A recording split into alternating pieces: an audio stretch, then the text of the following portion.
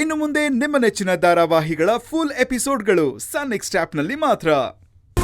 ಇರೋ ಸತ್ಯನ ಹೇಳ್ಬಿಟ್ಟೆ. ಇವಾಗ ನನ್ನ ಮನ್ಸು ಹಗುರ ಅಂತ ಅನ್ನಿಸ್ತಾ ಇದೆ. ಆದ್ರೆ ಪಾಪ ನಿಮ್ಗೆ ನನ್ನ ಮೇಲೆ ಕೋಪ ಬರ್ತಿರ್ಬೇಕಲ್ವಾ?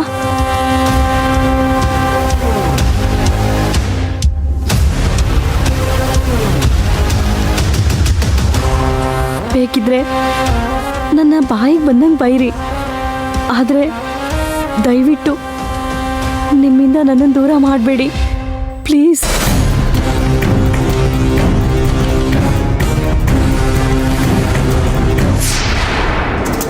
ನಿನ್ನಂಥ ಒಳ್ಳೆ ಹೆಂಡತಿನ ದೂರ ಮಾಡ್ಕೊಳ್ಳೋವಂಥ ದಡ್ಡ ಅಲ್ಲ ನಾನು.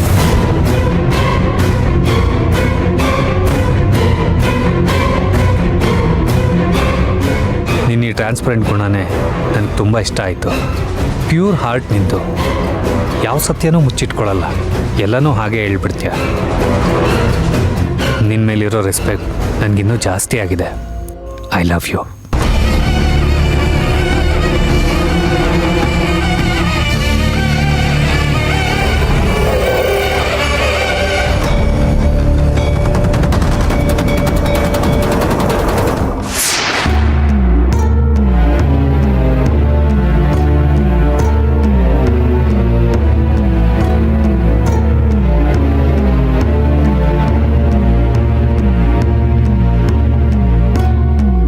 ಏ ಅಶ್ವಿನ್, ಯಾರನ್ನ ಕೇಳಿ ಇದನ್ನೆಲ್ಲ ಮಾಡಿದೆ? ಮನೇಲಿ ಮೊದಲೇ ವಾತಾವರಣ ಸರಿ ಇಲ್ಲ.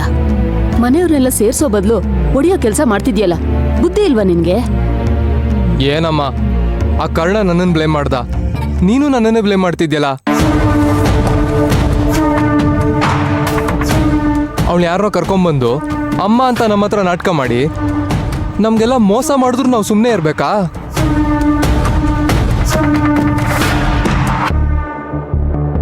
ಅದನ್ನ ಕರ್ಣಂಗೆ ಹೇಳೋದು ಬೇಡವಾ? ಅಶ್ವಿನ್, ಆಗಿದ್ದಾಗೋಯ್ತು. ಆಗಿರೋ ತಪ್ಪನ ಇನ್ನು ಎಷ್ಟು ದಿನ ಅಂತ ಮಾತಾಡ್ಕೊಂಡು ಕೂತ್ಕೋತೀರಾ?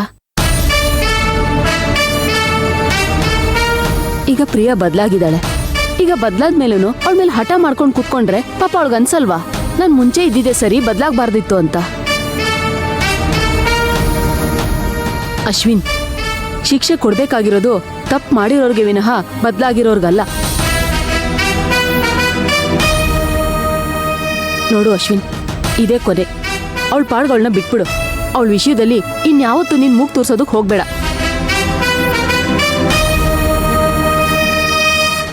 ಪ್ರಿಯಾ ನಿಜವಾಗ್ಲೂ ಬದಲಾಗಿದ್ದಾಳೆ. ಅದಕ್ಕೆ ಉದಾಹರಣೆ ನೀನೇ ನೋಡ್ದಿಯಲ್ಲ, ಮನೆ ಕೆಲಸ ಎಲ್ಲ ಅವಳೇ ಮಾಡ್ತಿದ್ದಾಳೆ. ಅಶ್ವಿನ್, ಕರ್ಣ ಏನ್ ಹೇಳ್ಬಿಟ್ಟು ಹೋದ ಅಂತ ನೀನ್ ಕೇಳಿಸ್ಕೊಂಡ್ಯಾ? ಈ ಮನೇಲಿ ನನ್ಗೆ ಯಾರೂ ಇಲ್ಲ, ನಾನೊಬ್ಬ ಅನಾಥ ಅಂತ ಹೇಳ್ದ. ಈ ಮನೇಲಿ ನನ್ಗಿರೋದು ಮಣಿ ಒಬ್ಳೆ ಅಂತ ಹೇಳ್ದ. ಆದ್ರೆ ಅವಳನ್ನ ನನ್ನಿಂದ ದೂರ ಮಾಡಕ್ ಪ್ರಯತ್ನ ಪಡ್ತಾ ಇದ್ದೀರಾ ಅಂತ ಹೇಳ್ದ. ಅಶ್ವಿನ್, ಇದೆಲ್ಲ ಬೇಕಿತ್ತೇನೋ ನಿನ್ಗೆ? ಇದಾಗ್ಲೇ ಈ ಮನೇಲಿ ಬೆಂಕಿ ಹತ್ಕೊಂಡು ಉರಿತಿರೋದು ಸಾಲ್ದ? ಅಲ್ಲ ಅಮ್ಮ. ನೋಡು ಅಶ್ವಿನ್, ಬೇರೆ ಯಾರೇ ತಪ್ಪು ಮಾಡಿದ್ರು ನನ್ ಮಕ್ಳು ತಪ್ಪು ಮಾಡಬಾರ್ದು, ಅವ್ರು ಸರಿದಾರಿಲಿ ನಡಿಬೇಕು ಅಂತ ನಾನು ಬಯಸ್ತೀನಿ. ಇನ್ನು ನಿನಗ್ ಬಿಟ್ಟಿದ್ದು. ಅವಳೊಬ್ಳು ಸಿಕ್ಬಿಟ್ಟಿದ್ದಾಳೆ ಅಂತ ಎಲ್ಲರೂ ಅವಳ ಮೇಲೆ ಕತ್ತೆ ಮಸಿರಿ. ಇವಳೊಬ್ಳು ನೋಡಿದ್ರ ಅದಕ್ಕೆ ಒಬ್ಬೊಬ್ರನ್ನ ಹೇಗೆ ಬುಟ್ಟಿಗೆ ಹಾಕೋತಿದ್ದಾಳೆ ಅಂತ. ಈಗ ಅಮ್ಮನೂ ಅವಳ ಪರವಾಗೆ ಮಾತಾಡೋದ್ರು. ನೀನ್ ಮಾಡಿದ ತಪ್ಪು ಅಂತ ನಾನು ಹೇಳ್ತಾ ಇಲ್ಲ, ಆದ್ರೆ ಹೇಳ್ದೆ ಕೇಳ್ದೆ ಇಂಥ ಕೆಲಸ ಯಾಕೆ ಮಾಡ್ತೀಯಾ? ಇಲ್ಲ ಅದಕ್ಕೆ ಪ್ರಿಯಾ ಅಮ್ಮ ಅವ್ರು ಫೇಕ್ ಅಂತ ನಮಗೂ ಗೊತ್ತು. ನಮ್ಗೆ ಗೊತ್ತಿದ್ದು ನಾವೆಲ್ಲ ಯಾಕೆ ಸುಮ್ಮನೆ ಇದೀವಿ ಅಂತ ಗೊತ್ತಾ? ಅದ್ರ ಹಿಂದೆ ಏನೋ ಒಂದು ಕಾರಣ ಇರುತ್ತೆ.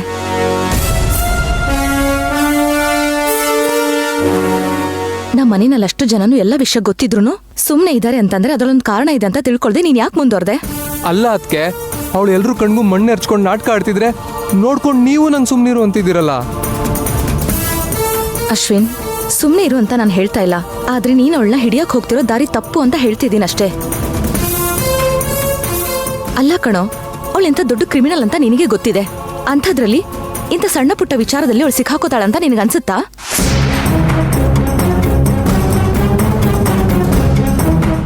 ಅವಳು ಎಲ್ಲಾ ರೀತಿನಲ್ಲಿ ಅವಳನ್ನ ಸೇಫ್ ಮಾಡ್ಕೋತಿದ್ದಾಳೆ. ಕರ್ಣನ್ಗೆ ಯಾವ ವಿಷಯದಲ್ಲಿ ಡೌಟ್ ಬರುತ್ತೋ ಅದನ್ನ ನಮಗೆ ಇಂಡೈರೆಕ್ಟ್ ಆಗಿ ಹೇಳಿ ಆಮೇಲೆ ಆ ವಿಷಯನ ಅವಳಿಗೆ ಕರ್ಣ ಮುಂದೆ ಹೇಳ್ಬಿಡ್ತಾಳೆ. ಆಮೇಲೆ ಆ ಕಥೆನಲ್ಲಿ ತಾನು ತುಂಬಾ ಇನ್ನೋಸೆಂಟ್ ಅನ್ನೋ ತರ ಪಿಕ್ಚರ್ ಕ್ರಿಯೇಟ್ ಮಾಡಿ ಕರ್ಣ ಭಾವನ ನಂಬಿಸಿರ್ತಾಳೆ. ನೀನು ಹಿಂದೂ ಮುಂದೆ ಏನು ತಿಳ್ಕೊಳ್ದೆ ಈ ತರ ಹೋಗಿ ಎಲ್ಲರ ತರನು ಬಯಸ್ಕೋತೀಯ. ಅವಳನ್ನ ಅಪರಾಧಿ ಸ್ಥಾನದಲ್ಲಿ ನಿಲ್ಸಕ್ ಹೋಗಿ ಇಲ್ಲಿ ಕೆಟ್ಟೋರಾಗಿದ್ಯಾರು ನೀನು. ಇದೆಲ್ಲ ಬೇಕಿತ್ತಾ? ಸಾರಿ ಅದಕ್ಕೆ.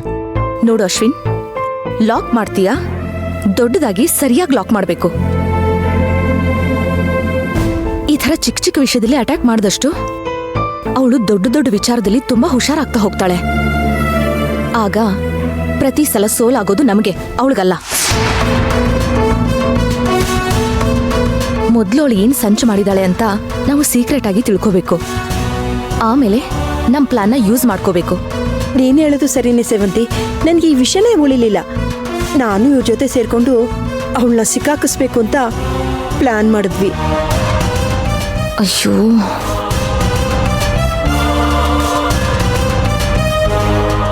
ಅಯ್ಯೋ ಅಜ್ಜಿ, ಇದಕ್ಕೆ ಯಾವ ಪ್ಲಾನು ಬೇಡ. ಈಗ ನೀವೇ ನೋಡಿದ್ರಲ್ಲ ಎಲ್ಲ ಗೊತ್ತಾಗಿದೆ ಅಂತ. ಈಗ ಆ ಪ್ರಿಯನ್ ವಿಷಯಕ್ಕೆ ಹೋಗೋದ್ ಬೇಡ. ಅವಳು ಹೇಗಿದ್ದಾಳೋ ಹಾಗವಳನ್ನ ಬಿಟ್ಬಿಡಿ. ಏನೇ ಬಿಟ್ಬಿಡಿ ಅಂದ್ರೆ ಅವಳಿಗೆ ಇಷ್ಟ ಬಂದಂಗಿರೋದಕ್ಕಲ್ಲ ಅಜ್ಜಿ. ಒಂಥರ ಬಿಟ್ಟು ಹಿಡಿಯೋದಂತಾರಲ್ಲ ಆ ಥರ. ಹಾ, ನಾವು ಅವಳನ್ನ ಗಮನಿಸ್ತಾ ಇದ್ದೀವಿ ಅಂತ ಅವಳಿಗೆ ಗೊತ್ತಾದಷ್ಟು ಅವಳು ಹುಷಾರಾಗ್ತಾ ಹೋಗ್ತಾಳೆ. ಮೊದಲಿಗೆ ನಮ್ಮ ಒಗ್ಗಟ್ಟಿರ್ಬೇಕು. ನಾವೇ ಒಬ್ರಿಗೊಬ್ರು ಗೊತ್ತಿಲ್ಲದ ಹಾಗೆ ಪ್ಲಾನ್ ಮಾಡ್ತಿದ್ರೆ ಅವಳು ಈ ಥರ ತಪ್ಪಿಸ್ಕೊಳ್ಳೋದಕ್ಕೆ ಅದೇ ಅಡ್ವಾಂಟೇಜ್ ಆಗುತ್ತೆ. ನೀವು ಮಾಡ್ತಿರೋದು ಸರಿನಾ ಅಂತ ನೀವೇ ಕುತ್ಕೊಂಡು ಯೋಚನೆ ಮಾಡಿ. ಮೀನ್ನ ಹಿಡಿಬೇಕು ಅಂದ್ರೆ ಬಲೆ ಬೀಸ್ಬೇಕೆ ಹೊರತು ಕೈಯಲ್ಲಿ ಹಿಡಿಯೋದಕ್ಕಾಗಲ್ಲ. ಒಂದ್ ವೇಳೆ ಹಿಡಿಯೋದಕ್ಕೆ ಪ್ರಯತ್ನ ಪಟ್ರೆ ನುಳ್ಚ್ಕೊಂಡ್ಬಿಡುತ್ತೆ. ಅರ್ಥ ಆಯ್ತಾ?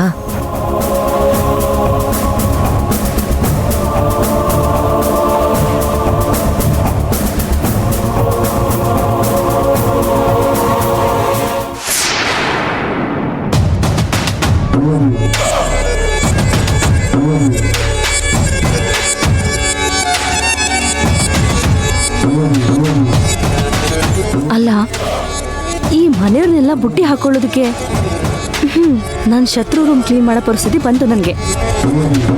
ಇರ್ಲಿ, ದೊಡ್ಡದಾಗಿ ಗೆಲ್ಬೇಕು ಅಂದ್ರೆ ಸಣ್ಣ ಸಣ್ಣದ ಸೋಲ್ಲೇಬೇಕಾಗುತ್ತೆ. ಇವತ್ತು ನನ್ನ ಸೋಲು, ನಾಳೆ ಆ ಸೇವಂತಿ ಸಾವು.